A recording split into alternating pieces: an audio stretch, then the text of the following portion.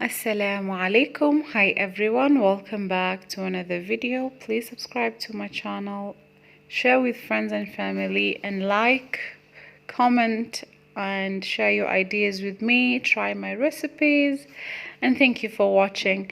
So today we'll be making honeycomb bread, and we're going to start by mixing our yeast mixture. I just added 1 tablespoon of sugar and 2 tablespoons of yeast to my milk, but I'm using coconut milk mixed with water. You can use normal milk if you want to.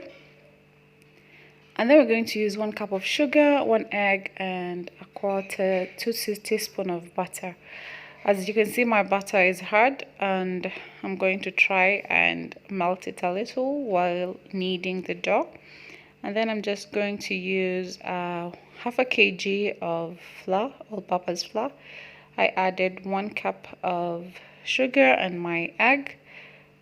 We're going to add everything together in this mixture. We don't have to separate things. And then we're going to knead this into a dough, a fine soft dough.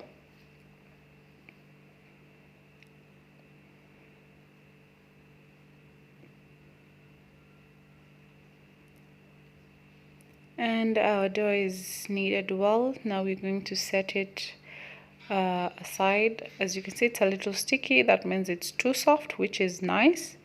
We're going to cover this with a towel and give it 30 minutes. And we're going to be using today cream cheese to fill our honeycomb. So I just chopped it into tiny slices, and then we're going to cut this into slices for us to make the honeycomb.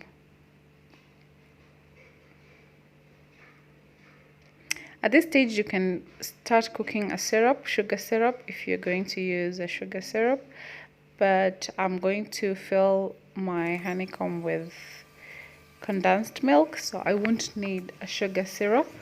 So we're going to take tiny pieces and add the cream cheese and make little dough out of it. And as you can see, we're almost done. This might take you a little while, but it's worth it.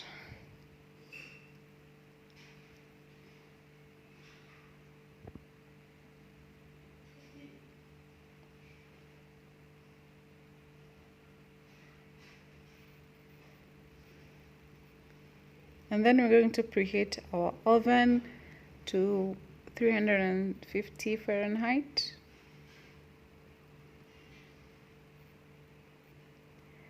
And it's done. We're going to butter the pan that we're going to use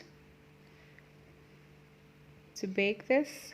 You can use a round one, it's much better, but this is what I have, and I always use what I have. So we're going to fill it and cover it and set it for 10 minutes. And now we're going to apply milk. This will give it color and crust on the outside. And as you can see, it has doubled the size and it's almost touching each other.